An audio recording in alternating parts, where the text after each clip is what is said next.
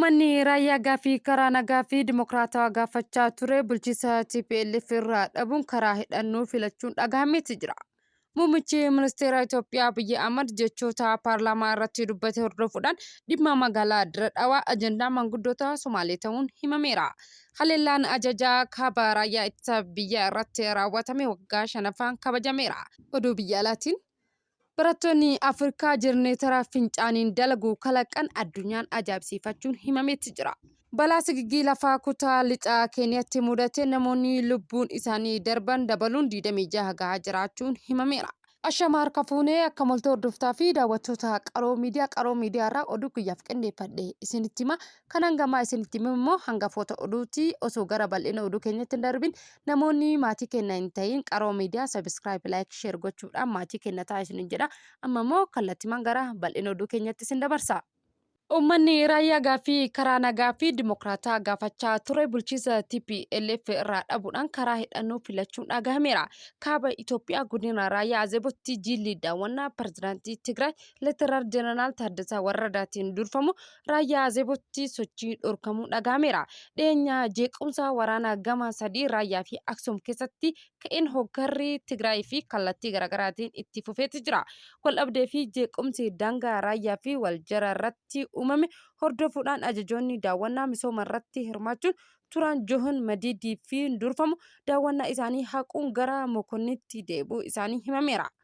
Ajajoonni kunneen jilli kun hanga karaan qulqullaa'utti sochii takkaallee taasisuu akka hin qabne ajaja itti kenname hidhattoonni Minjoorii naannoo Hewaanii Manbarii fi Beetemeerii jiranis haleellaa dabalataa waraana TPLF irratti banuuf sosocho'aa akka jiran dhagahameera.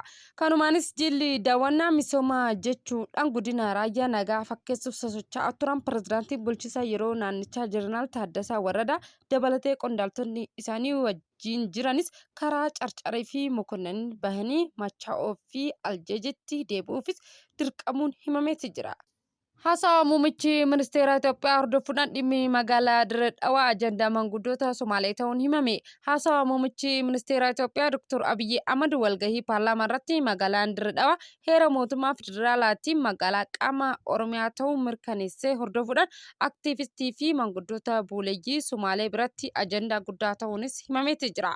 Haa ta'u malee muummichi ministeera Dr. Abiyyi Ahmad waan haaraa osoo hin taane dhugaa lafa jiru miseensota paarlaamaa biyyattii dhimma daangaa naannolee gaafatanii yaadachiisaniiti jiru. Magaalonni gurguddoon baha Oromiyaa lameen magaalaa Hararii fi Dirree Dhawaa yeroo ammaa tana mallattoo gaaffii keessa kan jirtu ta'us immoo garuu saboonni magaalaalee kana keessa teenya jedhanii dhugaa kan tolchan beekus jechuudhaanis ibsameera. Akka maanguddoonni Somaalee jedhanitti muummichi ministeera sabaan Oromoo waan ta'eef magaalaa teenya nurraa fuudhee Oromoof kennuufis jechuudhaan karaa mana maree dantaa Somaalotaatiin ibsa baasaniiru. Ibsa maanguddoonni Somaalee kuni muummichi ministeera ni dogongoree dhiifama haa gaafatu jechuudhaanis ibsanitti jiru.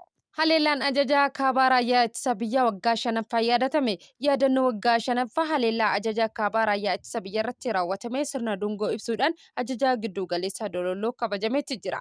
Haleellaan ajajaa kaabaa raayyaa ittisa biyyaa irratti onkololeessa 24 bara 2013 raawwatame dhaadannoo akka irraa hin deebineefis yoomuu hin dagannu jedhuun sirna dungoo ibsuun raawwatameera. Dhaloonni nagaa fi gatii malu akka kennu miseensonni raayyaa sirnicha irratti gaafataniiru. Ajajaan itti aanaa izii giddu galeessaa Dololoo Meejira Jeneraal Mul'ataa Jalduu haleellaa raayyaa ittisa biyyaa ajajaa kaabaa irratti raawwatame yeroo yaadamu badiin akkana deebi'ee biyya irratti akka hin raawwatamne balaaleffachuu qabna jechuunis ibsanitti jiru. Fooramiin investimentii Itoophiyaa fi gamtaa Awurooppaa boru eegala Faransaayatti ni ta'ama jedhameera. Fooramiin investimentii Itoophiyaa fi gamtaa Awurooppaa boru onkololeessa 24 bara 2018 eegalu firaan Paarisitti ni ta'ama jechuun ibsameera. Fooramiin kun immoo hariiroo qaamolee lamaanii cimsuu keessatti gahee murteessaa akka qabus ibsameera. Fooramiin walta'iinsa meedii fi intarnaashinaalii fi Koomishinii Awurooppaatiin qophaa'u kun immoo dameewwan investimentii 4 irratti kan xiyyeeffatu ibsameera. Aviyeeshiniin anniisaa haroomuu fi bu'uuraalee geejjibaa fi loojistikii, teelekoomii dijitaalaa irratti akka xiyyeeffatus ibsameera.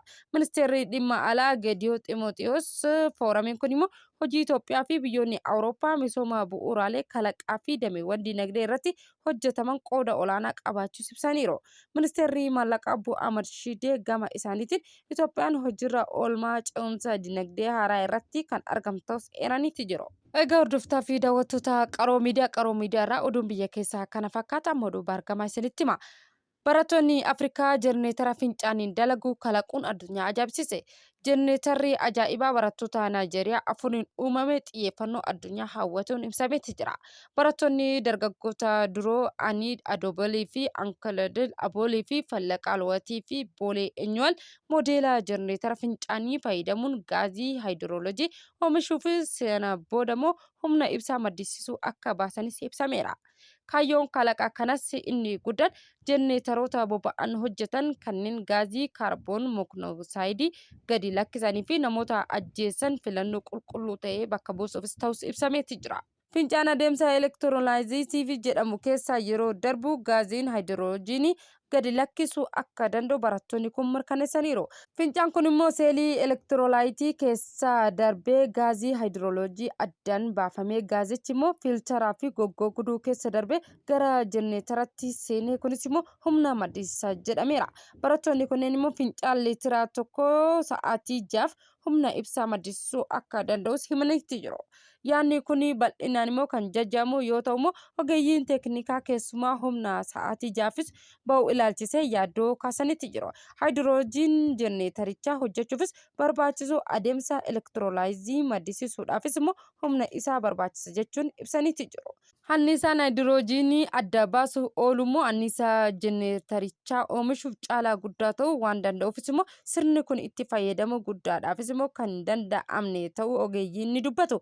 Hawaasni Naayijeeriyaa keessatti hanqina humna mudataniifis furmaataaf filannoo ta'e kennuudhaafis tattaaffiin godhamu guddaa fi jajjabeessaa ta'uu bu'aa sirrii teeknooloojii kana ogeeyyii falmii irraa ga'eera. Walumaa galatti kalaqni dargaggoota Naayijeeriyaa kun jalqabbii guddaa qabeenya balfaa irraa anniisaa maddisiisuu agarsiisus ibsameeti jira. Lakkoofsi namoota balaa sigiggii lafaa Keeniyaatti mudatee du'uudhaan 26 ga'uun himame. Balaa sigiggii lafaa kutaa lixa Keeniyaatti mudate namoonni lubbuun isaanii darbee dabaluun 26 ga'aa jiraachuun himameera. Kun immoo taatee sigiggii fi lolaan mudateen hordofee reeffi namoota afurii dabalataan argamu hordofee akka ta'es gabaafameeti jira. Ministeerri dhimma alaa keessoo Keeniyaa Kippichoo Murkoomeen taatee sigiggii lafaa fi lolaan mudateen hordofee namoonni 25 ta'an ammas eessa buuteen isaanii akka hin beekamne ibsaniiru. Mootummaan barbaacha namoota kanaa irratti immoo xiyyeeffatee hojjetaa jiraachuus ibsaniiti jiru. Kanaafis immoo xiyyaarawwan humna waraanaa Keeniyaa 4 bakka sanatti kan bobbaafaman ta'us immoo eeranii naannichatti kan geessu daandii lafoo guututti taatee sigiggii lafaan sanbata mudateen gara citullee ifoomeeti jira. Manneen barnootaa 15 ta'an immoo kana balaa kanaan karaa irratti citeefis gargaarsaa fi waan barbaachisu kan xiyyaaraan kennamaafii jiru jechuudhaan ibsameeti jiru. Hojii gaggeessaan dhaabbata fannoo diimaa naannichaa naannawaa Rifti Vaalii Keeniyaa amma sigiggii lafaa keessummeessaa jiraachuu akeekkachiisaniiru. Balaa sigiggii lafaa Keeniyaa Rifti Vaalii kutaa bulchiinsa Maarkaawwitti naannoo garoota Chosgochiitti sanbata darbee qaqqabameera. Balaa kanaafis ka'umsa kan jedhan immoo rooba guddaa yoo ta'u immoo lubbuun namootas dabalataa qabeenya dabalatee manneen jireenyaa 1,000 ol balaa kanaanis manca'uu miidiyaan biyya keessaa gabaasaniitu jiru. Egaa hordoftoota fi daawwattoota Qaroo Miidiyaa irraa oduun guyyaaf qindeeffannee kana fakkaata hanga ammaa waan nu dhageeffatanii nu hordoftanii daawwattaniif galatoomaa isin jecha akkuma beekamu miidiyaa keenya like, subscribe, share gochaa yaada qabdan nuuf qooda isinin jedha. Guyyaa gaarii oolaa.